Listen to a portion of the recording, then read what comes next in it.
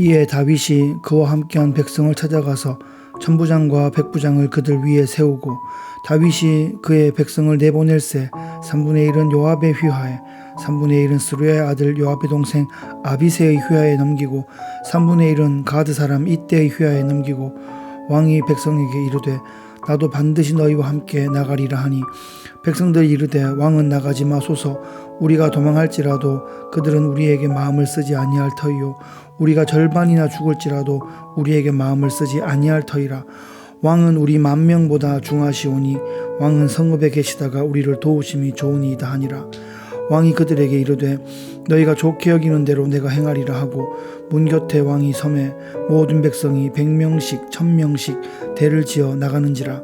왕이 요압과 아비새와 이때에게 명령하여 이르되 나를 위하여 젊은 압살롬을 너그러이 대우하라 하니 왕이 압살롬을 위하여 모든 군 지휘관에게 명령할 때에 백성들이 다 들으니라. 이에 백성이 이스라엘을 치러 들로 나가서 에브라임 숲풀에서 싸우더니 거기서 이스라엘 백성이 다윗의 부하들에게 패하매 그날 그곳에서 전사자가 많아 20,000명에 이르렀고 그 땅에서 사면으로 퍼져 싸웠으므로 그날에 숲풀에서 죽은 자가 칼에 죽은 자보다 많았더라. 압살롬이 다윗의 부하들과 마주치니라. 압살롬이 노새를 탔는데 그 노새가 큰 상수리나무 번성한 가지 아래로 지날 때에 압살롬의 머리가 그 상수리나무에 걸림에 그가 공중과 그 땅 사이에 달리고 그가 탔던 노새는 그 아래로 빠져나간지라.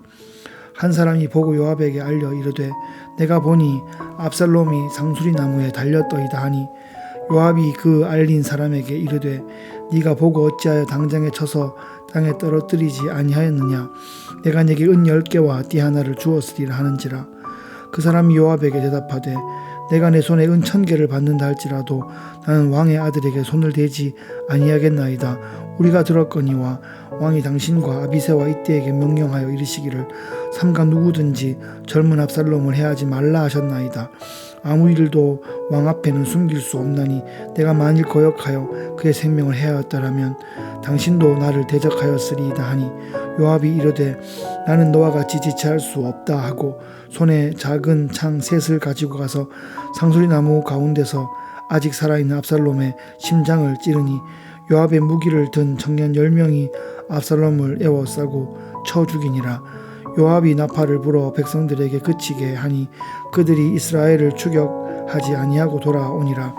그들이 압살롬을 옮겨다가 숲풀 가운데 큰 구멍에 그를 던지고 그 위에 매우 큰 돌 무더기를 쌓으니라. 온 이스라엘 무리가 각기 장막으로 도망하니라. 압살롬이 살았을 때에 자기를 위하여 한 비석을 마련하여 세웠으니 이는 그가 자기 이름을 전할 아들이 내게 없다 말하였음이더라. 그러므로 자기 이름을 기념하여 그 비석에 이름을 붙였으며 그 비석이 왕의 골짜기에 있고 이제까지 그것을 압살롬의 기념비라 일컫더라. 압살롬의 군대와 다윗의 군대가 물러설 수 없는 전쟁을 벌이게 되었습니다. 아들이 아버지를 향하여 반역의 칼을 들게 된 것입니다. 이거 정말 아들이 아버지를 정말 죽이겠다는 것일까요?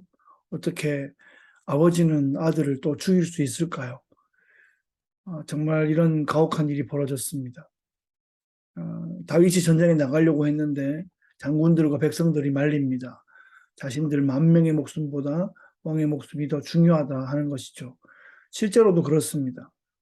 하나님 앞에서는 같은 생명이지만 전쟁에서는 장군과 왕의 생명이 전략상 천수백 배 중요할 것입니다.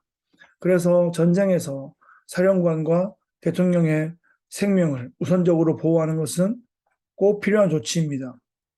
대통령이 전쟁에서 도망쳤다고 해서 조롱하는 것은 정말 전쟁 상황을 모르는 것이고 의도적인 것 같습니다. 다윗은 장군들과 백성들에게 아들 압살롬을 너그러이 대해달라고 그렇게 말하고 있습니다. 그런데 정말 이게 될까요? 칼을 들이밀고 장난이 아니고 정말 싸우려 오는 상황에서 적장을 적당히 이렇게 너그러이 대하면서 아주 잘 생포해서 오는 게 쉬울까요?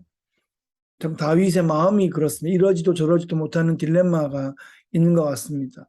이기기도 해야겠고 아들을 보호하고 싶은 아버지의 마음도 있고, 그런데 이런 일이 벌어졌을 때 이미 다윗은 이기고 아들은 심판받을 것 같은 그런 느낌이 듭니다.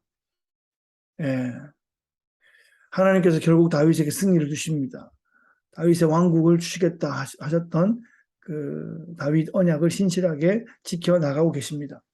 압살롬은 그렇게 자랑하던 머리카락 때문에 그 머리카락이 나뭇가지에 대롱대롱 이렇게 걸리게 하는 바람에 그렇게 죽게 됩니다. 요압은 부하의 보고를 받고 압살롬을 잘 살려서 갔어야 됐는데 그렇게 하지 않고 죽이기를 선택합니다. 다윗은 슬퍼할 것입니다. 하지만 요압의 입장에서는 자신의 위치도 있고 앞으로 고민되는 것도 있을 수 있지만 이 반역 전쟁을 종결하기 위해서 적장을 죽이겠다라고 결정을 했던 것입니다. 한 나라가 세워지는 것은 이렇게 좀 복잡합니다. 한 가정만 해도 복잡한데 한 나라가 세워지는 것, 또 온 세계 정세가 얼마나 복잡하고 복합적입니까? 이 모든 상황을 우리가 다 지고 갈 수 없으니 하나님 손에 맡겨드리고 내가 해야 할 일, 오늘의 그 일에 하나하나씩 집중하면 좋겠습니다. 오늘도 믿음으로 승리하시기를 축복합니다.